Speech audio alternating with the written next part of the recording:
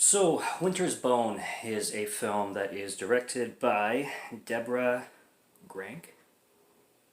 Deborah Grank, and it's a 2010 film, and it got a lot of buzz in awards and film festivals, including Sundance, which it won Best Picture at, and nominated for 4 Academy Awards, including Best Picture, also Best Actress in a Leading Role, which was Jennifer Lawrence. This is one of Jennifer Lawrence's first roles. I don't think it was her first film, but it was definitely for sure one of her first roles very early on in her career. I think she was 20 at the time, and you also got a really good performance by John Hawkes, who pops up in a lot of kind of Oscar buzz or Oscar-worthy films, and a lot of indies as well.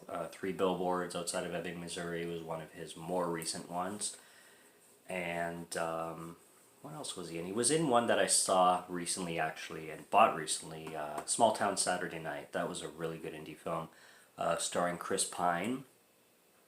And there's one that I'm kind of slipping on it right now, but he got nominated across the board for awards for it as well. I'm not gonna sit here and thinking about it. Maybe it'll pop into my head during the review, but who knows?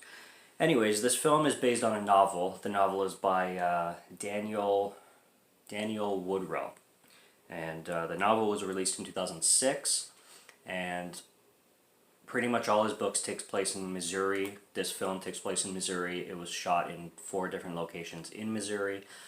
This film has a very big, like, country county kind of feel. I'm not, like, I don't know what the culture is like in Missouri. Now, being a Canadian, this film definitely feels Canadian. Like, if somebody told me it was, I wouldn't doubt it. But it also, like, it's definitely 100% American. The way everybody talks and with everybody's accents, it's like full on Central America, like Merkin to the T. Um, and it's really it's dark. It's tense as shit. And it it it's soaked in, like, mood mood and atmosphere. It's absolutely drenched in it. Jennifer Lawrence's performance is amazing. John Hawkes' performance is amazing. Plot wise, it's basically this young girl played by Lawrence who's raising two, like a brother and a sister, who are really young. I think they're like 4 and 6 or something like that, around the 6-year-old age. And her father basically is missing because both her parents are kind of deadbeats. Her mom, she says, is sick. Like, that's her. She says her mom's sick pretty much to anybody who asks, but I assume that's cover up for drug addiction, because the plot revolves around, like, drug creating, and especially meth, or which they call crank in the movie.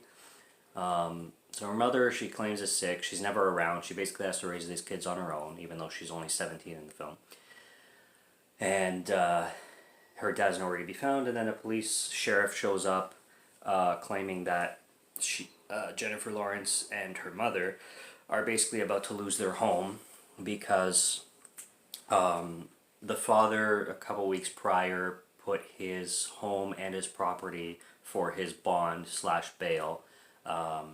And unless he's found, because the cops are searching for him, and unless he shows up to his trial, they're basically going to lose the home. So the story revolves around her basically in search of her father to, make sure he's not hiding out somewhere, because if he is, well, they're in a shitload of trouble. And the film basically has her kind of going around to close and distant family and friends in this kind of small community where everybody knows each other. It's not really a small town feel. Like I said, it feels more like county, because everything feels like real boonies like, and like everything is really, really dark when it comes to, like, poverty and low income housing and stuff like that. Like, everybody seems so rough in this film. Like, even Jennifer Lawrence, who's playing a 17-year-old, like she's 17 going on like 27. Her mom, from what the film portrays, like when her mom is on screen, she really does feel like she's kind of hopeless and not like not able to provide for anything or anybody, not even herself. Like it's very sad situations all around. But when it comes to the search for her father, because her father is he was cooking crack himself or whatever. Everybody in the town really is hush hush on his whereabouts, if they know about it or not, because they don't want to get you know, they don't want to be witnesses. They don't want to get involved in the law and stuff like that. Even though the law in this whole situation is corrupt themselves, like you get one sheriff and he knows everybody and everybody knows him, and everybody's kind of covering up for everybody, and people are snaky and shady, and she's desperate to find her father because she wants to keep her house, but everybody's kind of looking out for themselves, so nobody's really saying anything involving her father. Eventually she just assumes that her father's dead because she knows what her family's like, and she knows her name is the Jennifer Lawrence's character's name is Ree Dove, and like she's always saying like she knows her own family and what they're like, so she kind of has this gut feeling that if her father is anywhere, he's basically in a ditch kind of thing. Like I said, the film is absolutely drenched in atmosphere, and I really, really like that. Even though the atmosphere is really dark, there's some really heavy scenes to watch in it. But there's also one thing I really like about this film is the music in it. And throughout the film, there's parts of the film that really feel like interludes, and like one in particular where Ree goes to visit I think where her aunt is staying or something like that. There's this group of people sitting down in the house, and they're playing like banjos and guitar and stuff like that. And there's this old woman singing, and they're singing like folk songs. And honestly, like I would want like a soundtrack like for this film kind of thing. If if it was packed with all of the music and the songs that were played throughout the film, because they're just so good. They're just those interlude scenes are so enjoyable just by themselves, because they give you such a break from all the violence and all the tension and all the destructiveness that goes on throughout the rest of the film. There's a lot of like grays in this film, like the color palette and the color mood is very gray and like woodsy kind of thing. Where they're living, there's a lot of woods, there's a lot of trees, there's a lot of stuff like that. And yeah, I'm not really gonna make this a spoiler review, but it kind of comes to the conclusion where I don't know if I can mention that either without spoiling the movie. It's the character study is on the main girl, obviously, Ree, played by Jennifer Lawrence. Basically, it's just like an exploration of where she's from and everything she has to deal with. And I mean, there's one scene where she gets the shit beat out of her. She has an uncle who his nickname is Teardrop. I'm assuming his actual name isn't Teardrop. But he's kind of a shady character at the beginning of the film, but you get to know him a lot better and where he's coming from. And he also has people that he's trying to avoid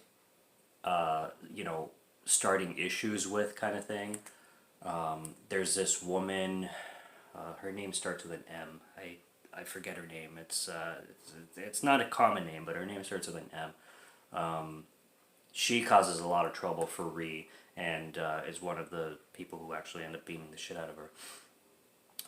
There's this really powerful scene too, involving Ree and a military sergeant, because Ree is she wants to join the army to help protect her family, and they offer anybody joining the military $40,000. So she's kind of she's aiming towards that, and there's a scene between her and basically a sergeant recruit guy, who you would think that in a situation like that, where she goes in to apply and stuff like that, that he would kind of like sneer at her for being so young, or kind of talk down to her, or talk like act superior kind of thing. But he ends up being one of the coolest and most down to earth and nicest people in the whole movie and in her whole world, and fully understands her and talks to her like a human, like more like a human than anybody else talks to her in the film. And I really found that scene powerful, to be honest. But like I said, it's a dreary film. It's definitely it's indie feeling like crazy. It's an indie movie at its heart and its core, and it's packed with emotion, and it's heavy. Like it's a heavy watch, and it's a really it brings you into the film's world, and I really like that. I really like films like that, and I really like films with a lot of atmosphere and depth, that really make you feel like you're from that world, even though you may not understand that world whatsoever. Like I don't. Like I said, it feels cold. It feels kind of Canadian-ish, but it's definitely not. It's full. Full like American county realm kind of thing. Yeah, I liked it. I would recommend it if that's kind of what you're into. If you like your independent, smaller scale kind of rich story kind of films, I would definitely go for Winter's Bone. Like I said, it got a lot of buzz when it came out. It came and it went, I would say. But it's definitely worth checking out if you've never seen it before, or definitely revisiting if you have, because this is my second watch, and it's an experience to say the least. So that's what I got on Winter's Bone. But yeah, subscribe to Morgan Film Fan if you'd like to listen to my voice, or if you'd like to listen to my film reviews.